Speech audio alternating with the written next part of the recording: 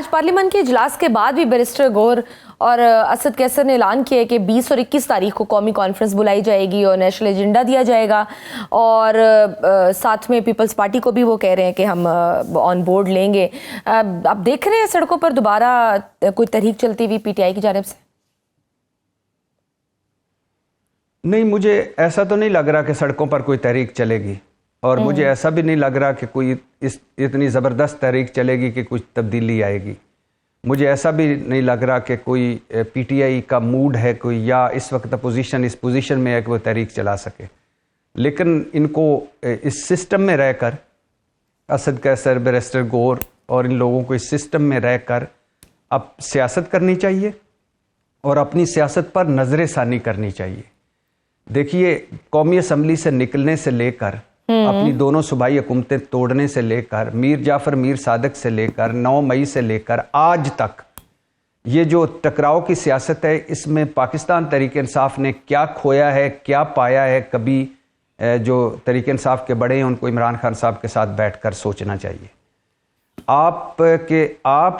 आपकी इस लड़ाई की वजह से जो कहीं भी नहीं थे, किसी गिनती शुमार में नहीं थे, आज वो झंडे वाली गाड़ियों में फिर रहे हैं और आपकी जो सियासी स्पेस है वो दिन ब दिन कम होती जा रही है। सियासत क्या है? यहाँ तो सियासत गाली बन चुकी है। भट्टी साहब, अगर माजी में देखा जाए तो इमरान खान साहब ने भी एक प्रेस कॉन्फ्रेंस की थी और उन्होंने तब जब नवाज शरीफ साहब ने शेख मुजीबुर रहमान का जिक्र किया था तो उन्होंने भी यही कहा था कि शेख मुजीबुर रहमान की मिसाल दी है नवाज शरीफ साहब ने, ये गद्दार है, अदली और फौज उन दोनों को अटैक कर रहा है। तो आज भी यही हो रहा है। What really changed? वो कैसे डिफरेंट थे इनसे? बहुत सारी चीज़ें हैं जो वैसी हो रही हैं, बहुत सारी चीज़ें हैं जो डिफरेंट है।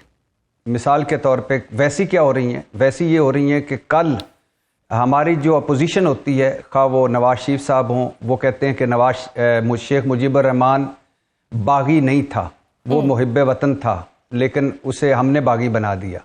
एहसन इकबाल साहब का मैं सुन रहा था, वो भी यही कह रहे थे कि शेख मुजीब को तो धकेल कर आपने दूसरी तरफ खड़ा कर दिया। और उस वक्त इमरान खान साहब कहते थे कि आपने ये क्यों एग्ज़ाम्पल दी। आज इमरान खान साहब कह रहे हैं कि शेख मुजीबुर रहमान जो है वो बागी नहीं था, उसे बागी बना दिया गया। कुछ चीज़ें हैं जो बदकिस्मती है इस मुल्क की कि जब अपोजिशन में कोई जमात होती है तो उस वक़्त उसका बिल्कुल चेहरा अलहदा होता है। उस वक़्त उन्हें हमें हमारी आज़ाद साफ़त नज़र आ जाती है, आज़ाद अदलिया नज़र आ जाती है, पार्लियामेंट का तकद्दुस, वोट की इज़्ज़त, सिविलियन बालादस्ती, बुनियादी इंसानी हकूक़, शफाफ इलेक्शन। लेकिन जब वो इक़्तिदार में आते हैं तो वो कहते हैं वो हुकूमत में आते हैं, वो कहते हैं ये सब गलत है, ये तो होना ही नहीं चाहिए, बिल्कुल गलत है। 26वीं आईनी तरमीम भी ठीक है, 27वीं आईनी तरमीम भी ठीक है, 28वीं भी आएगी, 29वीं भी आएगी, गवर्नर राज भी लगाएंगे, पाबंदी भी लगाएंगे और गद्दारी का मुकदमा भी बनाएंगे, और ये सारा कुछ ये पहले भुगत चुके हैं। तो इसका मतलब है कि ये सारी लड़ाइयां फिर एक दूसरे के इक़्तिदार के लिए हैं कि इक़्तिदार में आना है किसी न किसी ने। मुल्क के लिए तो फिर कोई भी नहीं सोच रहा ना। 78 सालों में अगर कोई मुल्क के लिए लड़ता तो आज मुल्क का ये हाल होता। ये तो पावर गेम है, इसमें तो कोई शक नहीं। लेकिन इमरान खान और इनमें यह फ़र्क है कि इमरान खान पहली मर्तबा इक़्तिदार में आया और उसने ब्लंडर्स किए, उसने गलतियां की, उसने गलतियां मानी और अब वो भुगत रहा है। ये जो हैं ये मुसलसल बारियां ले चुके हैं, 4-4, 5-5 मरतबा पाकिस्तान पर। आपको लगता है कि इमरान खान साहब को अब रियलाइजेशन हो गई होगी अपनी गलतियों की, जो उन्होंने ब्लंडर्स मारे थे? मुझे लगता है कि बहुत सारी चीज़ों की हो गई होगी। 6-7 तो उन्होंने खुद भी मानी है कि चीफ इलेक्शन कमिश्नर को लगाना मेरी गलती थी, काजी फायजीसा खिलाफ रेफरेंस मेरी गलती थी, उस्मान बुज़दार के हवाले से वो कहते हैं कि वो रिफ्ट नहीं होना चाहिए था। इसके अलावा और बड़ी चीज़ें हैं जिन पे वो कहते हैं कि ये मेरी गलती थी, मुझे ये नहीं करना चाहिए था। बहुत चीज़ें, जेल बहुत कुछ सिखाती है। और लेकिन वो अभी भी सियासी लोगों के साथ मुज़ाकरात करने को तैयार नहीं है, बैठ के बात करने को तैयार नहीं है। जब से वो उधर हैं वो कहते हैं एस्टेब्लिशमेंट से ही बात होगी। अच्छा, कल तक मेरा भी यही ख्याल था कि शायद इमरान खान ही हैं जो सियासी जमातों से बातचीत नहीं करना चाहते। गो के उनका एक नैरेटिव है और जब आप किसी से बल्ला ले लें, मैंडेट ले लें, मखसूस नशिस्तें ले लें, सियासी स्पेस ले लें, उसकी अहलिया, उसकी बहनों और ख़ुद को जेल में डाल दें, सैकड़ों मुकदमे बना दें, उसे फितना, दहशतगर्द, यहूदी एजेंट और गद्दार और सब कुछ कह दें, तो एक रद्द अमल एक कुदरती होता है। लेकिन आपने कल या परसों राना सनाउल्लाह साहब को नहीं सुना। वो तो कहते हैं कभी भी इमरान खान साहब के लिए हमने कोई बातचीत का या मुज़ाकरात का दरवाज़ा नहीं खोला था। आप मुझे बताएं, आज इमरान खान कहे कि मैं शहबाज शरीफ, या अभी मैं वैसे सुन रहा था कि पीटीआई ने तहरीक तहफ़्फ़ुज़ आईन पाकिस्तान के प्लेटफार्म से पीपल्स पार्टी से रब्ता करने की कोशिश की है, क्योंकि बिलावल भुट्टो ने कहा कि बातचीत करनी चाहिए। तो मुझे बताएं इनके पास है क्या? पीपल्स पार्टी और मुस्लिम लीग नून के पास, इनके पास कुछ है? मैंडेट है, इख्तियार है?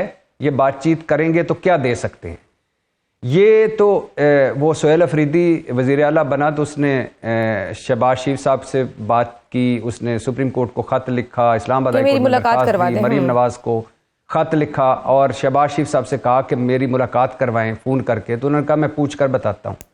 अब मुझे बताएं कि जो हुकूमत एक मुलाकात ना करवा सकती, उसके पास है क्या देने के लिए, और ये क्यों देंगे? सबसे बड़ा सवाल ये है। मिसाल के तौर पे मैं यहाँ बैठा हूँ और आप वहाँ बैठी हैं, तो अब अगर ये है कि मुझे ये है कि मैंने उस जगह बैठना है और आपका है कि अब आपने मुझे इस जगह से उठाना है, तो क्यों हम बातचीत करेंगे? तो ये बेनिफिशियरी हैं इमरान खान के जेल में जाने के। कल पंजाब असेंबली में ये करारदाद भी मंजूर की गई है कि बानी पीटीआई और उनकी जमात पर पाबंदी लगाई जाए। DGI की इमरान खान साहब को सिक्योरिटी थ्रेट करार देने के बाद तो अब हम देख रहे हैं कि हुकूमत भी ऐसे ही बयानात दे रही है, बहुत ज़्यादा खुल के बातचीत हो रही है। आपके ख्याल में ऐसी जमात जिसकी आवाम में मकबूलियत हो, जो एक सूबे में हुकूमत भी कर रही हो, उस पर पाबंदी लगाना इतना आसान होगा? पहली बात तो यह कि राना सनाउल्लाह साहब को मैं भूल गया था, मुबारकबाद देना चाहता हूं कि उन्होंने कहा कि इमरान खान पे गद्दारी का मुकदमा बनाना चाहिए। मैं उन सारे पुलिस वालों को मुबारकबाद देना चाहता हूं जिन्होंने पानी फेंका इमरान खान की बहनों पर और धरना ख़त्म कराया। और फिर पंजाब असम्बली वालों को मुबारकबाद देना चाहता हूँ कि उन्होंने इतने मुल्क के अहम मसले पर करारदाद पास की, और अब उम्मीद है कि हम तरक्की और खुशहाली की तरफ चल पड़ेंगे। पाबंदी लगाना, देखें पाबंदी इसके पहले सियासी तौर पर तो है कि नामुमकिन है, लगाई नहीं जा सकती। और अगर आप लगाएंगे तो 78 सालों में कई मरतबा पाबंदियां लगाई गई जमातों पर, और वो नए नामों से आई और उन्होंने आके इलेक्शन जीते। ज़ियाउल हक साहब के बाद पहली जमात जिसने इलेक्शन जीता था वो कौन थी? Peoples party. 9-10 साल ज़ियाउल हक साहब ने लगाए उसको ख़त्म करने के लिए, लेकिन जो ही ज़ियाउल हक साहब गए तो इक़्तिदार उनको मिल गया। परवेज़ मुशर्रफ साहब जो ही गए तो वापस पंजाब नून को मिल गया और मरकज़ में पीपल्स पार्टी आ गई। अब जब जो ही हालात बदलेंगे तो पहली हुकूमत पीटीआई की बनेगी, ये ज़हन में रखिएगा। माइनस इमरान की बातें की जा रही है ना, किस तरह मिसाल के तौर पे पाबंदी लगाएंगे कैसे, क्यों लगाएंगे, किस तरह से लगाएंगे, वो भी एक है। खैर, लेकिन अब तो कोई ये जवाज़ पहले काम कर लिया जाता है, बाद में जवाज़ ढूंढा जाता है। जैसे गवर्नर राज है, तो मैं अब सुन रहा था रास्ते में आते हुए कि अब उसका क्या किया जाए, क्योंकि 3 तरीके हैं गवर्नर राज लगाने के, कि एक सदर साहब महसूस करें कि खैबर पख्तूनख्वा सही तरह से नहीं चल रहा तो वो गवर्नर राज नाफिज कर दें, 10 दिनों के अंदर सेनेट और कौमी असम्बली से करारदाद पास हो, 2 महीनों के लिए, फिर 2 महीनों के लिए, फिर 2 महीनों के लिए, 6 महीने या फिर आइन में तरमीम कर दी जाए और ये मसला ही खत्म हो जाए। दूसरा, जी जी जी जी जी ये आपने मजाक नहीं किया, ये आप ठीक कह रही हैं। ये मैं सुन रहा था। दूसरा है गवर्नर साहब कहें कि जी सूबा सही नहीं चल रहा, ये मसाइल हैं, वो सदर साहब को कहें और फिर वही प्रोसीजर।